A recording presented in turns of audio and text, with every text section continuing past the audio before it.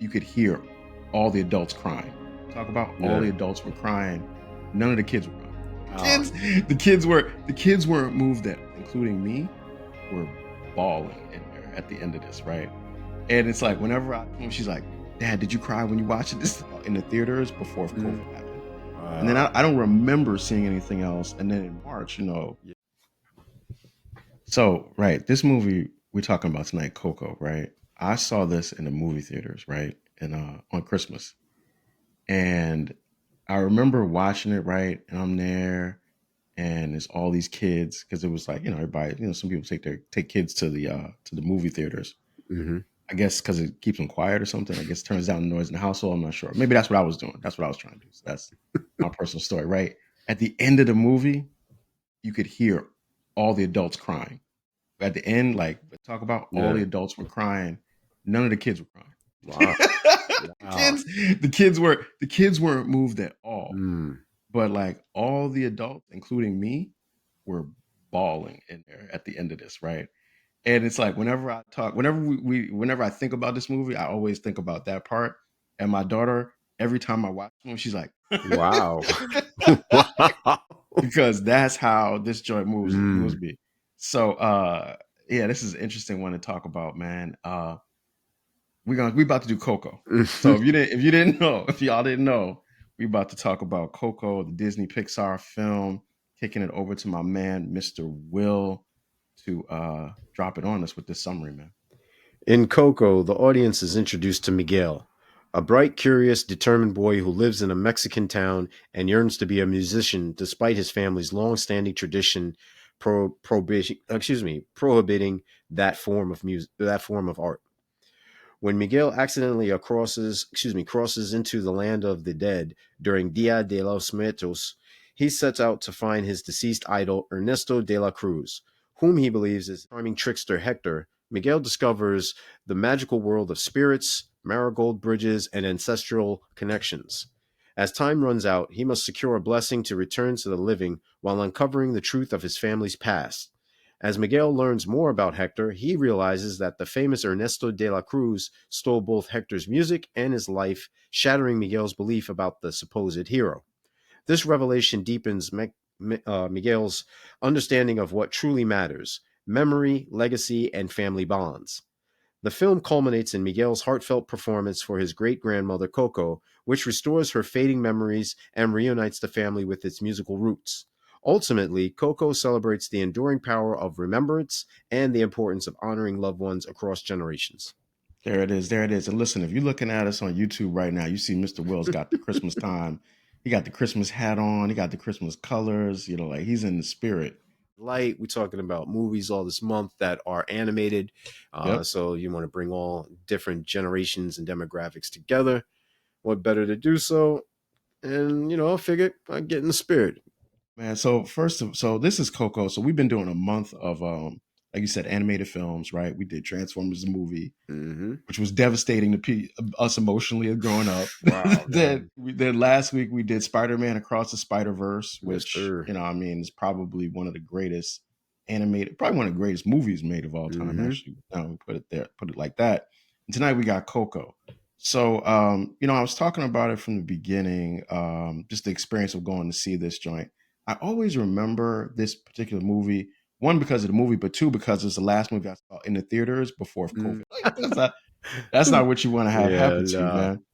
No parts of death as far as viewing enjoyment. Yeah. Right. How about that, man? Yeah, but so this movie, right? So this one, I know we've talked about it a little bit, and there's a couple things that I know we want to both hit. And the culture of the movie is one of the things, because it's like the movie, gives sort of an entree into Mexican culture around, like you said, the idea of Dias de los Muertos, the Day of the Dead, and what that ceremony is like, or what that ritual is like.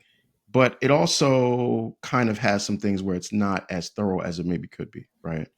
And I wanted us to just spend some time kind of talking about that, because I think we both saw some different things in the cultural lens of it. And I think it's really relevant to this particular story because it's trying to deal with something that can be very heavy, but maybe it doesn't deliver it as well.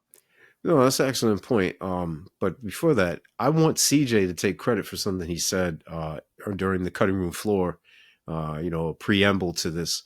CJ was mentioning that this was, and I'm probably not going to do a service, but he said something to the effect of like, this is a journey. Matter of fact, I think you know what I'm talking about. So why Yeah, I don't know. Yeah. I mean, and I can't take full credit for the statement, but it's like the idea that we are, he's humble. um, we're yeah, we are spiritual beings on a human journey, right? And that was one of the things that resonated with me with this film because it's like you see the whole idea of what happens after the person goes away, right, or like leaves the world of living, but that's not the end of their story, right? Their story still continues, and then there's some attachments to that, and I think like that idea of not only the afterlife, but the relationship between the afterlife and the land of the living was one of the things that always really jumped out to me about this particular movie.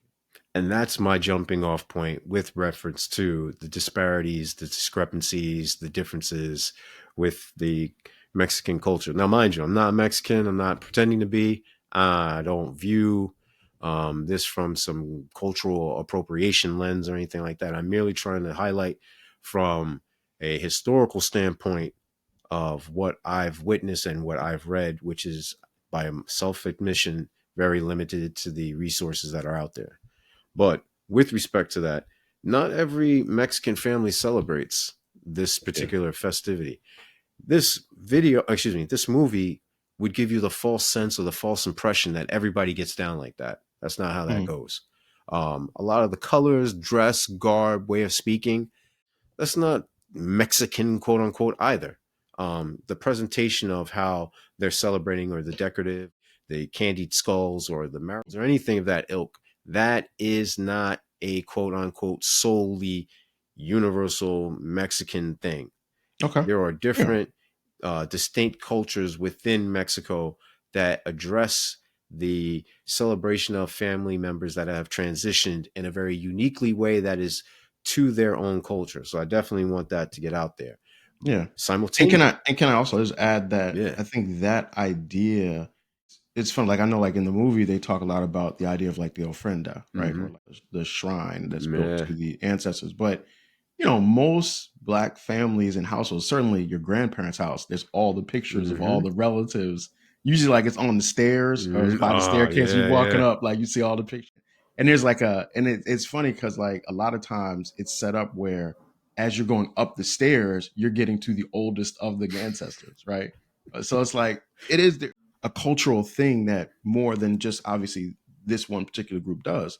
So I think, yeah, that's a good point. Absolutely. I just wanted Yeah. to just add. No, but definitely CJ referencing CJ has never been to my maternal grandmother's house in his lifetime yet. Going up the stairs, which my grandfather did That's not what it want is. us to play on the stairs because he was so afraid that this You're gonna staircase. knock one of the pictures off, right? That's yo, it's real, Oh man. man. So like I just that's why it's so touching and so poignant. Um, but getting back to that is, you know, this is the tourist friendly version. So I know that this is, as Lupe Fiasco mentioned in the song "Dumb It Down." Like this Yeah. is why it making it more palatable. So I get that. Mhm. I call it the no, excuse me, the General Tao's what you call it version, That's because you know it's not real Mexican food, it's not real Chinese food, it's the Americanized version where it makes it more palatable and also easier to process from a consumerism standpoint. mhm. Um, but getting back to that, you know, there's a couple examples. For example, um, in Mexico, with the diversity comes the layout of the marigolds themselves. So these petals, these photos, these candles, the pan de muerto, they're arranged in a certain specific, uniquely style that is for each different culture, if you will. Mhm. So you know, CJ mentioned the ofrendas. So you have obviously the Aztecs, the Merida, the Puebla. You have the, and I'm probably going to butcher this because my Spanish is not that great, Oxana or Oaxaca, as well as the Michoacan.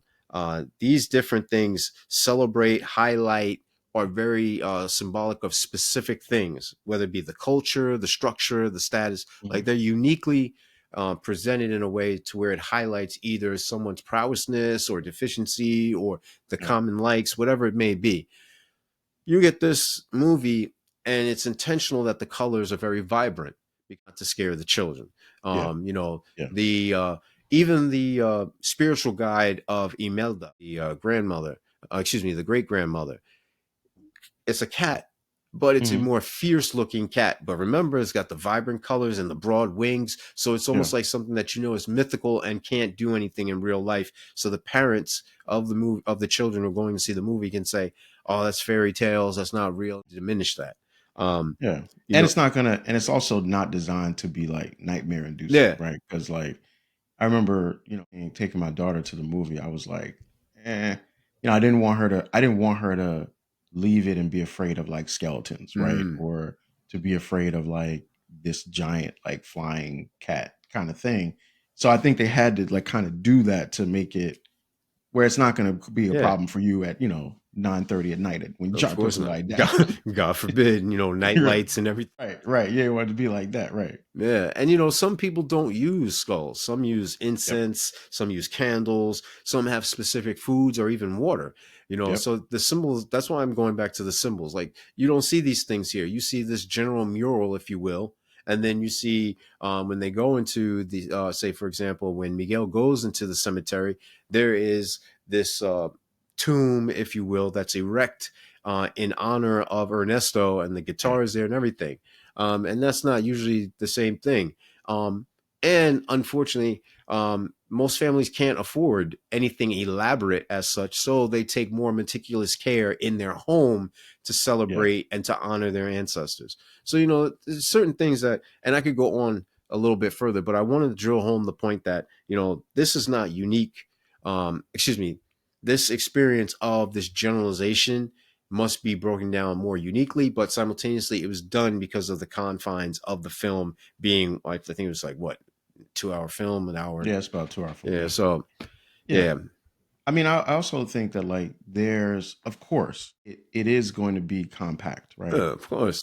Because it's a Disney movie, right? Disney is particularly in their cartoons a master of trying to reduce things down to a level where a child can understand it and an adult can be at least not bored by Well, that's the reason why we're talking it. about this now, where we're able to dissect and get a far more deeper level of understanding, and hopefully convey that to the audience right now, where these nuances, we can take the time to sort to reflect on them Yes. and to elaborate in a further discussion. I mean, based off the neon bridge, the fireworks, the grand plazas, the floating cityscapes, these are elements that obviously are not presented in real world, but they're also not elements that are talked about on the religious, spiritual level as well. Like that's not what the certain Mexican people who partake in this festival, that's not their depiction of what the afterlife looks like. They're Yeah. dealing with it as a reflective holiday,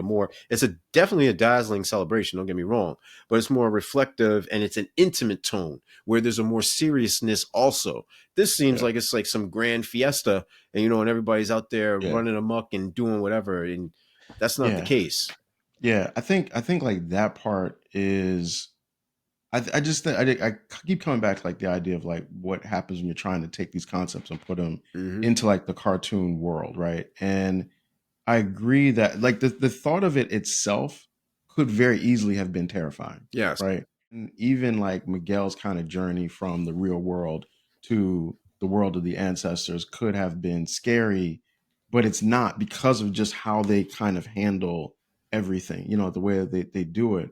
And at the same time, I think that the movie is introducing to young people a concept of spirituality that is oftentimes not really captured Mm, in films in this way, right? So and granted, like I'm no aficionado when it comes to like all the things that have been in Disney films, right? mm, I'm not that person, but I don't remember another movie where Disney was trying to incorporate Mexican culture into a mm, film and trying to introduce it to people because like there's people who probably left this movie for the first time knowing I mean like I think we take for granted that people even know what Dias de los Muertos is, hmm, right? Or Day of the Dead or what it even is. Like I think a lot of times people associate it with it like, oh, it's like Halloween, right? But it's not. It's not the same thing, mm, right? But sometimes the American way of kind of reducing everything down to a party, which is I mm, think part of what your criticism is along those lines. So I think like I appreciated that they even tried to get this out there because I think it allows. I know it allowed for me and my daughter to have a different conversation about, well, what does this mean, or why do we have these pictures, or what is a shrine, and I think that was helpful in that part, in that sense. Oh no, definitely. There's a handful of quote unquote Mexican movies that are in an animated style from Disney that do touch upon a lot of relevant themes. So I don't want to seem like, oh, this is Disney's first attempt at being multicultural, if you will. You know, Oh no, I'm not saying you are, but I'm yeah. saying for me, I don't want the audience to come away with like, oh, he's picking on Coco. This is the only film that celebrates Mexican, you know, kind of like how there was that whole push about Black Panther 2, and that oh, you gave black people Black Panther, and now all of a sudden when you introduce Namor and he's talking about the Aztecs, they're displayed and depicted as evil villains and tyrants. No, I Oh don't, yeah, you know what I'm saying? So that's why I'm like, yo, yeah. I'm trying to be, Shout outs to Black Panther yeah, too. intentional about what I'm saying, because you know there is Encanto, there is the Book of Life, there is the Emperor's New Groove. You know what I'm saying? Disney did do these things way back in like 2000. You know what I'm saying? So it's not like, you know, I'm saying like this is another Beverly Hills Chihuahua. No, I'm not saying that. I'm Right. saying that, you know, look, this may be, you know, the introduction ground point because you got to start somewhere, and there will be some Hmm. mistakes taken. Grow, dope. You know, I'm going to afford graces.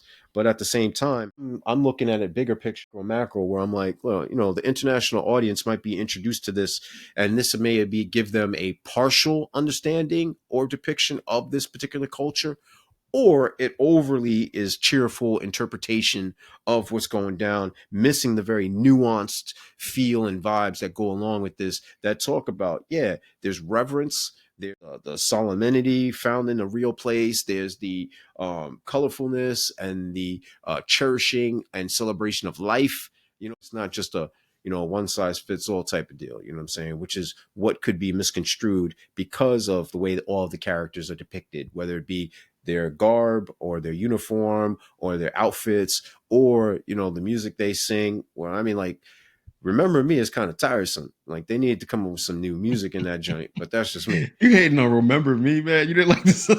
you didn't. You Once, didn't like. twice, okay, three times, four times, five. Look, dude, we get it. It's bordering on the cusp of vanity. All right, let's pump the brakes Wait, on that joint. we're about to end when you realize. Okay, so when you hear like, and you hear Hector's version of it, Yeah, and you know like that's what I'm what saying. Hector What was he meant intended it to it, be versus what Ernesto did, which is, it hit a little different at that point. but see, that's what I'm saying. First time, it's just on some like this is the popular joint. Hector Yeah, sings it, and it's like, oh nah, he was talking about his daughter when he's on the road and he's doing yeah. his thing, which led to a whole nother thing as to why this movie also highlights what it means to be the provider and protector of your family and the sacrifices that go un sometimes under and unappreciated, that go unannounced, that go by the wayside. What it means to be this type of person or what it means to have gender roles. A lot of that stuff, you know, talking about like with respect to Imelda, you know, not every Mexican family is like that. They don't adhere to this type of standard.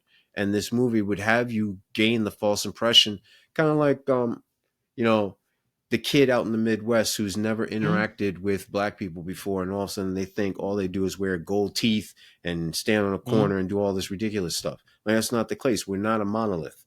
Individuals should be understood that, yeah, I can stay true to my family roots, but I can also have an established identity that's totally separate and distinct from the group. Well, yeah, I mean, I think that part. So Disney is famous for the whole, Mm-hmm. you as the character have to go against what your family thinks it says. That's like That's all another thing. that's their main brand. So I get that 100%. And it's like um because that part that like I remember we were talking about it earlier, and I think you were saying something like it's sort of predictable what's going to happen, Yes. and that part is very predictable.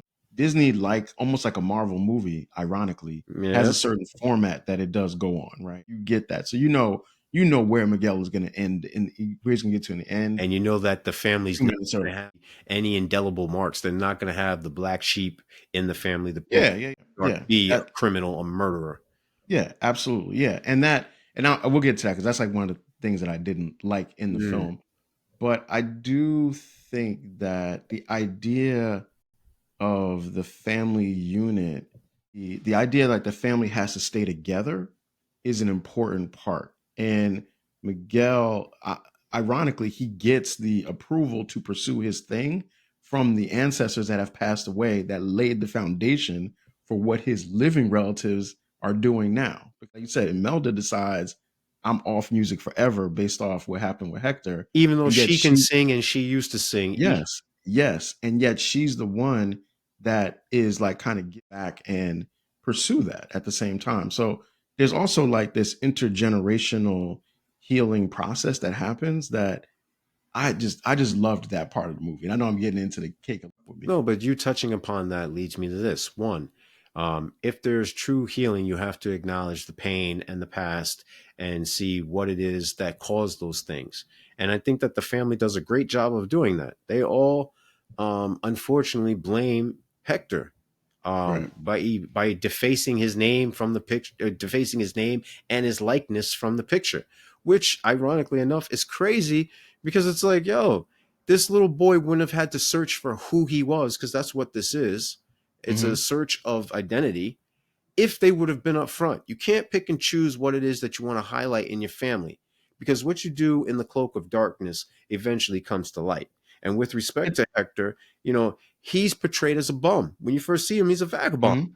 Then, Yep. even before that, before anything happens, he's known as a trickster. And then he's a liar Hmm. because he's not revealing anything. Then he's selfish because of his motives of making a deal with a kid. Are you serious? The coup de grace is he finally sees the love of his life. He's trying to be forgiving. She looks at him like he's a deadbeat dad. And then he reveals that Hmm. he doesn't even reveal it.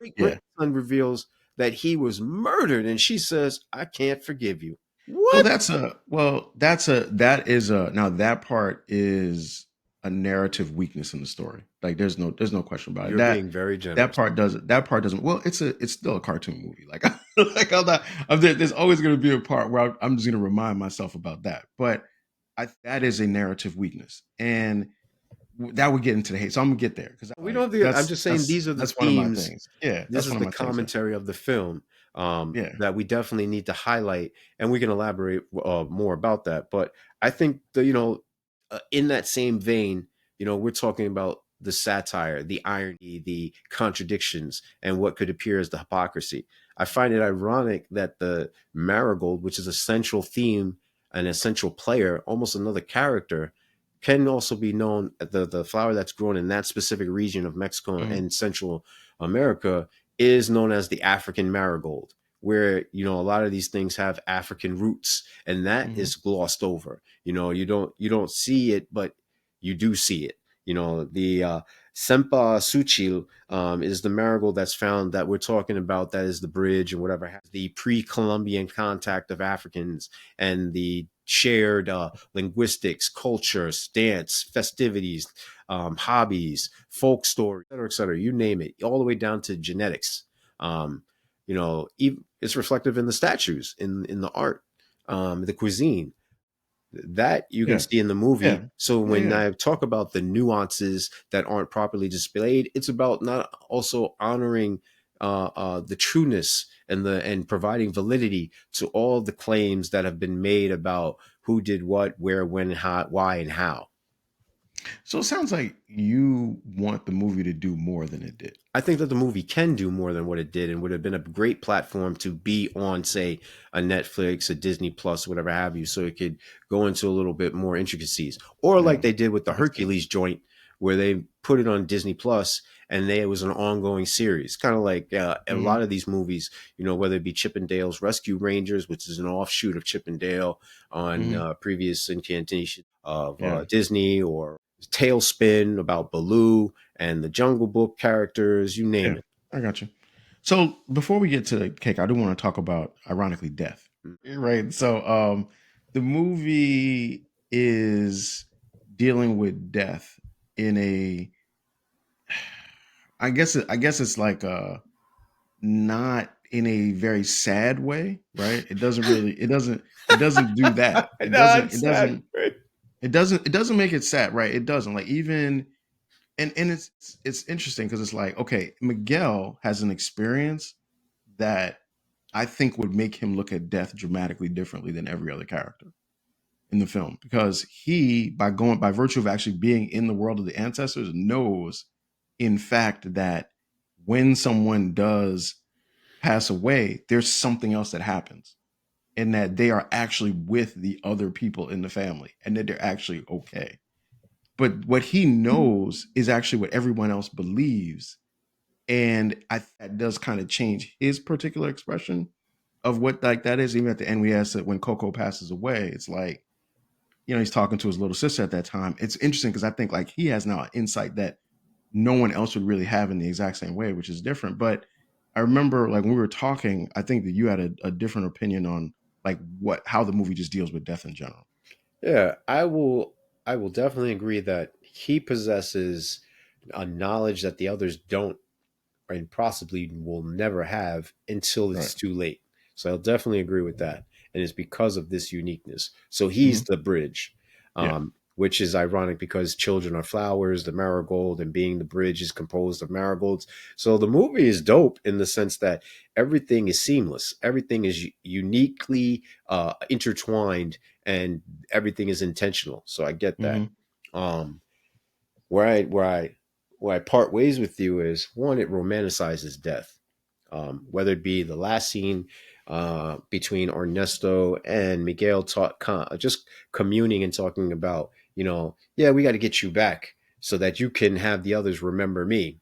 From Right. Ernesto's standpoint, no, you're a murderer, and no, you know what? I can't let you go now because you'll tarnish my legacy, and that's all I'm worried about. Which, Hmm. which to me is crazy. Um, But he is a villain. no, no, no. And this is where I'm like, not only is he a villain, because to me that's just superficial. He represents the nasty parts of us. I'm going to be crude, Roman. He represents the things that all of us, the bile that we try to keep down within us, where we don't resort to that base level.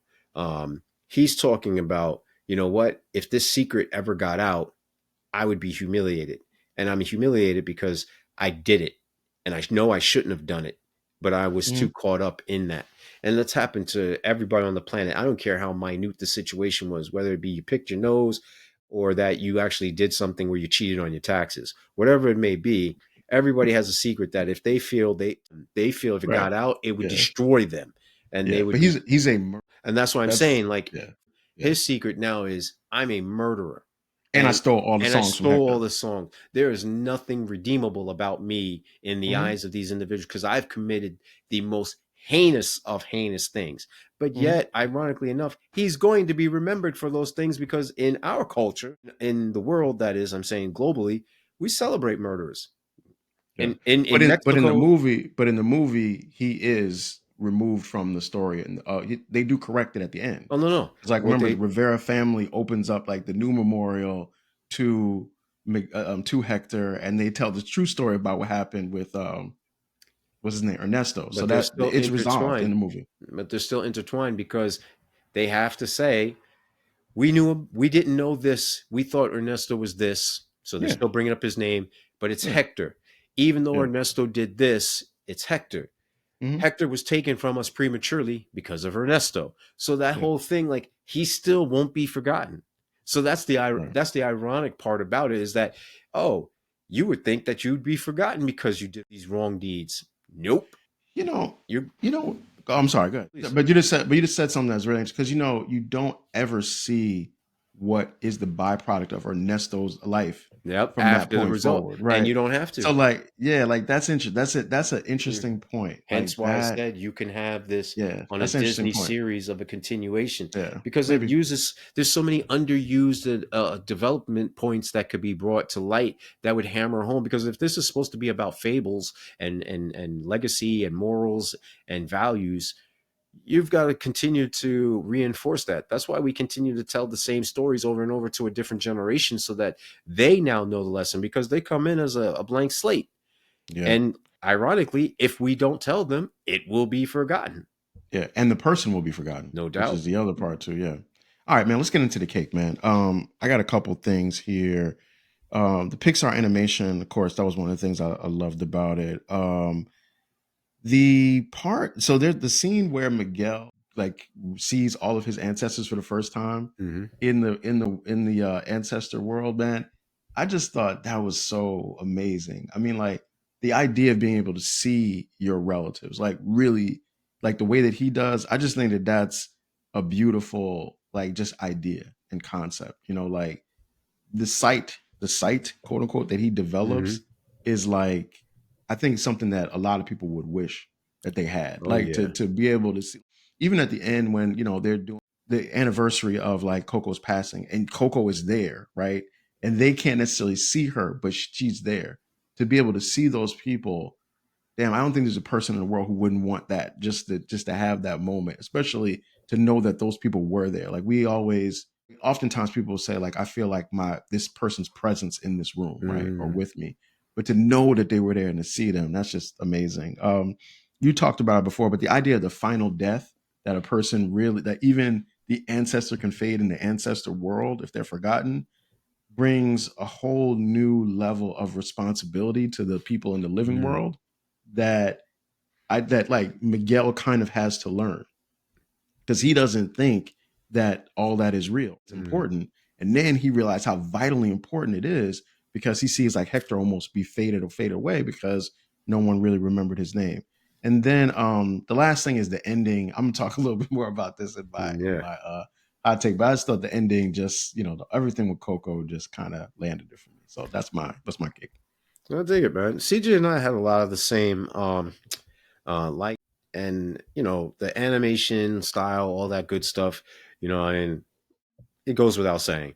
But a couple of things I want to point out is obviously the Mexican culture being highlighted in an animated Yeah. form, the vibrant colors, the animation style. Again, I can't say that enough because I've accustomed to the Pixar style of doing things. And the messages have universal appeal. Who doesn't like love, family, health, things of that nature? I mean, those are positive things that should be discussed more. Finally, I like that they created a unique world, or at least attempted to, I should say. Mhm. A valiant effort. Obviously, there should have been a little bit more nuances. However, I definitely got to give credit for them trying to do something different. There it is. All right, so the hate part, you kind of hit on it earlier, so I don't have to spend a lot of time with it. It's really implausible that Miguel wouldn't know that Hector was his great grandfather, and that the family in the ancestor world wouldn't know how Hector actually passed away. Like the way that it's all set up, that just doesn't when I watch it. But I understand that it's like how the story has to be told for there to be like the reveal at the end that Hector is Miguel's grandfather. The other thing is De La Cruz. I felt like De La Cruz was like in a movie for 5 minutes, and the first 2.5 minutes he was good, he was bad.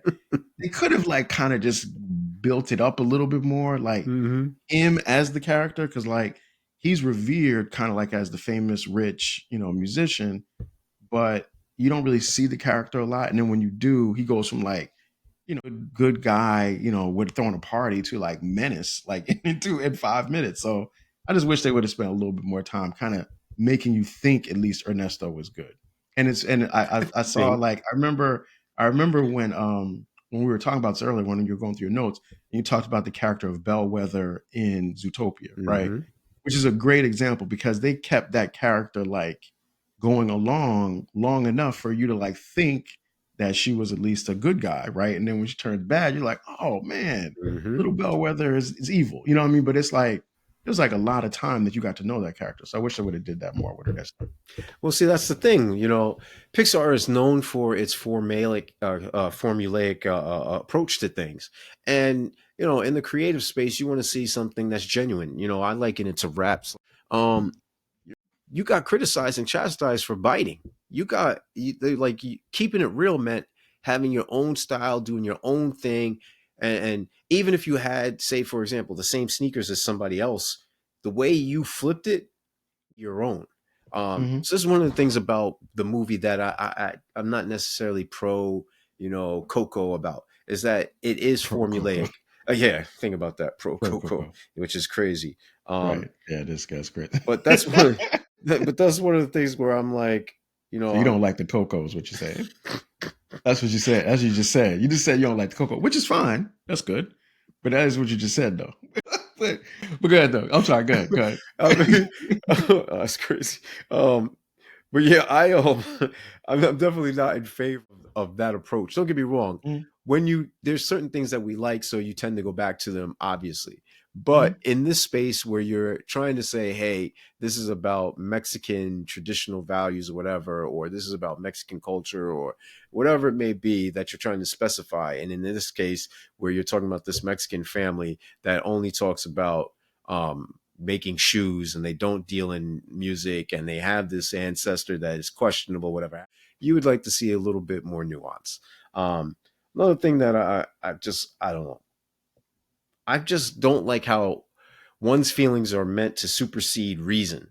The boy constantly tries to elaborate and explain himself, and yet his voice is diminished. It doesn't suit the family for him to do his own thing. No, God forbid that there be one person who's not lock in step with making shoes. Um, you can't just let that kid be, knowing that he's a kid, and think about the message Mm-hmm. that it tells other kids. Nope, you can't like the color yellow. Why? Because we like the color brown, and we're a Mm-hmm. brown family. And if you dare like a yellow family, we're going to ostracize you to the point where we'll damage whatever you got that's yellow right before your eyes. You don't think that's traumatic? You don't think that's going to horrify somebody and build resentment and bitterness and anger? Try again. I'm not cool with, the fact that he has this large extended family and you're made to feel like each person is unique and they're special and they're to be remembered. And yet there's no buildup. You don't know anything really about these people. Yeah, there's twins. Okay, what about the twins? Oh, yeah, there's the rotund aunt. And you're told these stories, but you're not meant to feel these stories. His journey into the spiritual world itself is made to feel, like this large escapade or whatever have you. But what happens in the background? You don't know anything about his parents. You don't know who is who as far as like his siblings on the way or that they were planning on having another sibling. And then all of a sudden the Mm-hmm. little sister pops up. The voice of the mother is diminished. No, it's the grandmother's voice. And why does the grandmother do that? Should have, because of what? Why? Make it make sense because the great grandmother's still alive. And I'm pretty sure that's not what she passed down to the grandmother because she remembers talking about her dad in the songs, whatever. So where did the Yeah. grandmother have the audacity to all of a sudden be on this? Nah, we're not doing it this. You're going to do it my way. It You just really gives a don't like the grandmother, man. Yo, I don't like any figurehead whatsoever from the great great grandmother Imelda all the way to the grandmother who try to superimpose their belief system on everybody else merely because they're dealing with heartache or they're dealing with irrational behavior that they can't explain. I have a yeah. problem Hurt, with that but voice. but doesn't like hurt people hurt people? Isn't that why they say that? And that's why you got to be responsible for your own self love, self help, self healing. Notice the key word is self Mm-hmm. evolution, self evaluation. That's what you deal with that in your own time. Don't put that off onto a child. Um, I'll try and be a little bit more brief. We already mentioned the generalization of the Taco Bell, General Tso's type of joint. The themes of death, memory loss, Alzheimer's, Parkinson's. This person disappearing. This might be a little bit too much for the viewer, For the for the kids, for the kids. Yeah, children. yeah, yeah. Yeah. Yeah. And the parents. How do you explain that to a child? You know what I mean? Like in a Yeah. term in a way that won't have them having DIFUS or some other authority figure brought into the mix. The unused or underused concepts are promising ideas like the final death and the bureaucracy of the afterlife that could have been explained more deeply. Hence, why you would have something else like a series or whatever have you. This is a CJ mentioned the Ratatouille and the what's the dog Dante, the colorful character sidekick. Yeah. You know what I Yeah. The mean? dog. Yeah. Mhm. Then you got the multi-generational families that tend to stick in their ways, and all of a sudden we have to have this reconciliation, and it's not the adults that facilitate that; it's the child. That's Mhm. kind of like the dog wagging the tail. It doesn't really make sense if they're so venerable and full of all of these wisdom and guidance and knowledge. Why would it take so long for them to come to that realization made to do a U-turn in 30 minutes? Oh, everything's good. Yeah. You broke my guitar, but yeah, I didn't really like it anyway. Yeah. There's just a lot there. Family's a complicated thing, man. Yeah, that's one way of putting it. You It's a complicated joint. All right, man. Let's get into the questions, man. I got some questions for you. shoot. Okay. So I got four.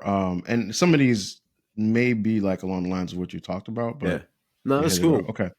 All right. So how does Coco explore the balance between honoring family traditions and pursuing personal passions? And where does the film suggest the healthy middle lies? Definitely the healthy middle lies in everyone coming together and understanding that we're flawed human beings. So I don't want to sound overly critical and judgmental. Um, so the family takes a little time, and each family is different in that scope. It may take others longer than others. But you have to get to the point where you can say, yep, we did this right, we did this wrong. There's some room to grow. You know, I humbly come before you to apologize and make amends. Um, how does the movie balance all of this? I think one, in the first part of the film, it's clear and distinct that there's a problem. Because of that problem, the family has deviated from this to this. Um, and at first, it's dope. You got the single mom trying to make the best that she can to go on and to raise a family, and she develops a field or need, a business that fills a void. Dope. Who doesn't like that? The problem lies though when you don't allow others to deviate from that. I understand Hmm. everybody needs help. Simultaneously, though, if they don't want to do that, they shouldn't have to do that. And you shouldn't build up this anger and animus if anyone does that. Okay. What does Hector's story say about the importance of honest legacy and versus public fame, and why is his narrative arc so emotional response? Oh, resonant. Sorry, resonant. Well, I talked about it early on. I would think that when you get the life after this, in any shape or form or fashion, that it would be more positive. You're leaving all this behind. But this dude looks like a vagabond. It's not until he actually steps on the floor on the pedals that he's a reclamation project, that he's reborn like the phoenix, Mm-hmm. and you see all of his clothes no longer tattered and withered or come back to shape. But it coincides with him having to hold his wife's hand, and all of a sudden now he can be better, et cetera, et cetera. That shouldn't have been the case. He died. He was murdered. He shouldn't have had to Mm-hmm. have such hardships in the afterlife. He didn't bring about that on his own. Now he may have had guilt that contributed to that, but he in the afterlife, I like to think that there would be some type of uh, uh, reclamation or Mm-hmm. some type of redemption. Where someone would say, "Hey, you don't have to carry that weight, taking that off you. It wasn't your fault." Yeah, and this the last question is going to really flip that. Okay. How does the film address the moral complexity of hero worship, particularly Miguel's idolization of Ernesto de la Cruz? Oh man, it makes it very human and down to earth. Where it says, "Look, never meet your heroes," Yeah, in a idols crude become way. rivals, right? Yeah. Where it's Yeah. like, look, we're all human. And I think that living up to this mystique or this image of what it's meant to be like is you're never gonna meet that. You're never gonna be able to supersede or even be on the same level. This myth that you have in your head of what someone's supposed to be or what they're like. That's Hmm. why books are always quote unquote better than the movie, because Yeah. your imagination takes over. But I love what the movie does in the fact that everyone is able to say, you know what? That's okay. May have not been this, but now it's this. And now we can heal, we can come together, and we can rebuild our lives the way that it was supposed to be. We had to go through all of that hardship. Hector had to go through all of that pain and suffering in order to appreciate his family. His family had to, unfortunately, hate him. That's what I'm going to try and take away. I'm going to try and build a positive around this. His family had to hate him in order for them to say, you know what? We did too much. Everything we did was out of survival mode. We aren't in survival mode anymore. It's time for us to address these things, rebuild, become a stronger union, and get things right to where they were supposed to be. So that's a perfect segue to the last question, which is how might the story change if it was told from Hector's perspective instead of Miguel's, and what themes would become more central? Oh yeah, definitely it would have been totally different. The themes of his redemption arc, the themes of correcting history and Yeah. exposing the negatives for what they truly are. The fact of that he still remains compassionate, that he was in survival mode, but it didn't taint him. He wasn't jaded. That he still remained an optimist. That he was still going to be happy-go-lucky Hector, but yet at the same time he was still like about his business of reclaiming his name, reclaiming his family, of trying to make things right with his daughter. And anything else that came after that, of knowing that his family was alive and thriving, that's the icing on the cake. Yep, there it is, man. What questions you got for me, Yeah, brother? man. All right. So, how does Coco portray memory as a form of immortality? And that what philosophical questions does this raise about how we define a person's legacy? So I think the important thing about the film, and I talked about a little earlier, is the idea that your ancestors want to come back and see us. Hmm. But in order to do that, we need to honor them. And if we fail to honor them or we fail to remember, then they are downgraded and ultimately disappear even in the ancestral world, right? And that for the most part, that's the reality of probably 99% of the ancestors, because at some point we're all forgotten, right? But it's like when I was watching the movie, I was thinking like, dang, think about like what, and this is a crazy example, but just think about like Shaka Zulu. Mm. Like Shaka Zulu has been gone for centuries, but he's still remembered now. So if this whole framework held true, Shaka is still the man right now in the ancestral world, right? But at the same time, there's billions of people that are not, that have kind of like cycled out because of that relationship. So I think like the idea, there's two parts of it. One is the quality of the life that you actually lived. Like, did you live a life for people to want to remember you?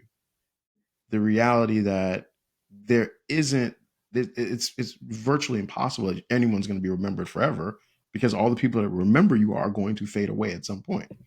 Which now I do would be interested to know like what happens after that, because there's got to be something after that world, right? Hence why I started Which the there's series. got to be something that's connected to something else. But yeah, that's what I would say with that. And it just appears like you're trivializing and marginalizing the importance of what you did. You mean to tell me that you're only based upon what you did? So you are your job, you are your successes, you are your No, fail. no, no, no. I think you're the legacy of what you did in your life, and that's not your job. That's like the work that you did. No, but that's what I mean. Like these people are then forgotten because they're no longer talked about, because they're not remembered.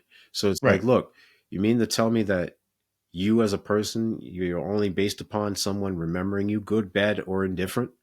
In the framework of what this movie is saying, yeah, I don't necessarily, I've never even thought about whether or not I think that that's true. Yeah, But I'm saying it for this film's reality, sure. oh no, I Okay. get that, but for me, that's where I have a little bit of a pause, if you will, even to say the least, is because once that person disappears, supposedly that's it, right? That's the Yeah. taste it leaves in your mouth, Yeah. and for me, someone remember. You Yeah. know, there's plenty of people who live in isolation, but that doesn't mean their life doesn't have meaning or value. No, it doesn't mean your life doesn't have meaning or value, but it does, in the context of this film, mean that nobody would remember you. Yeah, and that's the slippery slope. Yeah. My next question is: what does this film suggest about the power and limitations of forgiveness across generations? So I think, like you've heard like the expression like generational curses, Hmm. right? Like people Yeah, say that's one of generational this movie. curses. Yeah. And I thought one of the things that was really great about the film was a lot of the generational blockage or curse was the lack of resolution about what Hector did. Mm-hmm. Everybody assumed Hector just went off Yeah. and became whatever, got another family, and that was Hmm. it, right? But actually, that's not what happened. No. And Miguel resolves that family trauma. Hmm. And in resolving that family trauma, he actually opens the family up to a whole new possibility Hmm. and to a whole new reality. Because then in the last like 2 minutes, you see, okay, now the family is embracing music again. And they still got the shoe business. Hmm. And they're honoring Hector. And now Hector can be there with Imelda and with Coco. And it's like all of those things get resolved. They had to learn, even in the ancestral world, to let go of the hate that, like affected them in life, So it's like, I just, that resolution and the idea that um, even in the living world, we sometimes become responsible for resolving the issues our forebears is, first of all, I think it's a real thing, but then I like how the movie deals with it. No, that's dope, man. No, that's definitely dope. Uh, how does the concept of the final death comment on the human fear of being forgotten, and how does this deepen the emotional meaning of the story? Yeah. So this reminds me of like in the Meditations, right? Marcus Aurelius is like, everything you do, everything that you've done, it's going to be forgotten one day, right? Mm. So really, it's really not worth it to be overly concerned with what anybody thinks Mm. because it's not going to matter in the end. Like I think like specifically he says like the Roman emperor and like the farmer are both buried in the same ground, right? And it's true, right? Yeah. So that's a part of it. And I think the movie it does the final death part in the movie is done to create some stakes in the story Mm. for like Hector and by extension for Miguel. Which, by the way, now they're just thinking about it. Miguel's whole problem in the afterworld is like Marty McFly's in back Yeah, I'm being erased. where he's like kind of fading out because he Yeah. doesn't get like it's the Yeah. same thing. I just thought about That's that dope. but like there's like that's the stakes of the movie to be there. I think like you're dealing with like human existence, right? I think we should all do our best to be the best people that we can be because that's the right thing to do, not Mhm. because if I do this someone will say something Yeah. good about me. If you're doing it for that reason, then that's the wrong reason anyway. Selfish You reason. probably won't. Yeah. Right, you probably won't get a good outcome. How does Miguel's character challenge the expectations placed on him by his family, and what does this journey reveal about generational conflict? Yeah, and I think I kind of talked Okay. about that with what he resolves, but I like that he doesn't give up on his dream, and I like that the family in the end kind of goes along with it. Mm. Like, I think it's 2025, and sometimes your kids tell you that they want to do something. Like, your child might say, like, I want to be a TikTok influencer, right? Yeah. And you and you might be like, nah, you know what I mean? Because you're thinking about all this other stuff. But like if that's your thing, that's your purpose, that's your gift. And I don't know if that's like being a TikTok influencer, but for Miguel, his gift was music. Like that was authentically what he had with him. I like that the family resolved that, and I like that he didn't give up on it. And that in the end, it was his ancestors that actually gave him the blessing to do that, which is what allowed him to be successful in the real world. Because I do believe that our ancestors are present and are trying to assist us with doing the work that allows the family to continue to grow and evolve and develop. No idea is original. It's nothing So new under the sun. there it is. There it is. All right, boxes of popcorn, my man. What you got on this one, man? Trey, man. I'm going with Trey? tres. Yeah, Okay. man. All right, so I'm going with cinco. Okay. Right? Cinco's five. Yes, sir. Okay. You're look, my Spanish is not great. So yeah, I'm going with five, man. This is like one of my more favorite animated films, and I'll kind of explain a little bit more about that. Yeah. And the hot takes, man. Let me kick it over to you first, Mr. Will. What is your hot take on Coco? The Rivera family's rage towards music is exaggerated to the part of parody. The grandmother destroys Miguel's guitar in a very silly, buffoonish, and villainous manner, yet the film wants us to root for their family's reconciliation. Moreover, Miguel forgives his family all too easily and quickly. Years of suppression, humiliation, and forced conformity are resolved in a single night, making the ending feel neat and tidy, but unrealistic and outlandish. There it is. So bad. I'm just saying, man. Hey, There it is. Bad. hey. And yeah, movie equals not great. All right. Okay. All right. So my hot take goes back to so like in Purple Rain, where Billy Yeah. tells Prince, like, the stage is no place for your personal BS, right? In general, that's like kind of like the way I like to operate. But when it comes to this particular movie, I'm gonna get into my personal BS for a second. So when I was growing up, my great grandmother was alive, right? I grew up with my great grandmother and my grandmother. My great grandmother's name was Gladys McCall. My grandmother's name was Ida Bell Mason. And I, very similar to the Miguel character, spent a lot of time with my great grandmother because she was in Ridgewood, New Jersey, which is not that far from where I grew up, and I would spend time with her. And I loved this woman. I just love this woman so much. And I remember when she passed away, and I was 11 years old, and it was the first time that I ever really had someone that I really loved, pass away. And when we talked about like doing these movies and these sets, I never really thought about. I knew I wanted to do an animated movie. I knew it was going to be Coco. I never really thought about why. What I remember through the course of this preparation for this is that my grandmother passed away um, really December 1st or whatever year that was when I was 11 years old. She had a heart attack on Thanksgiving morning, Mm. and it completely wrecked Thanksgiving for the family, obviously, because she was like the super matriarch of the family. And I remember when she passed away, not even thinking that Christmas would happen because she was gone. Oh. Like, and that's how just important she was. And every time, every year, like around this time of year, I just always experience like a sort of a sadness because even to this day, 37 years later, I can still feel like the loss of her presence.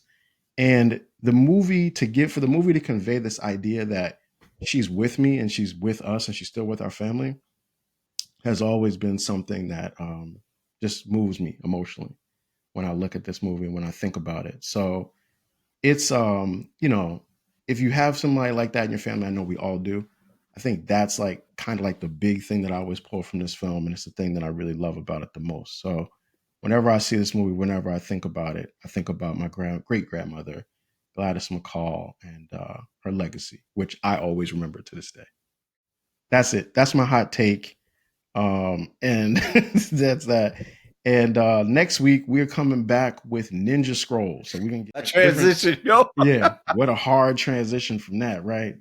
Coco to Ninja Scroll, right? But look, it's our show. We do what we want.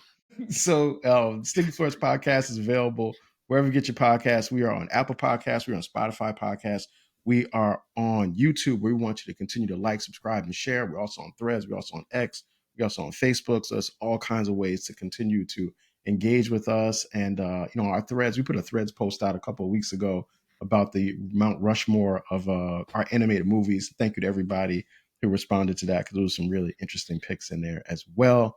And we will see you next week. Peace.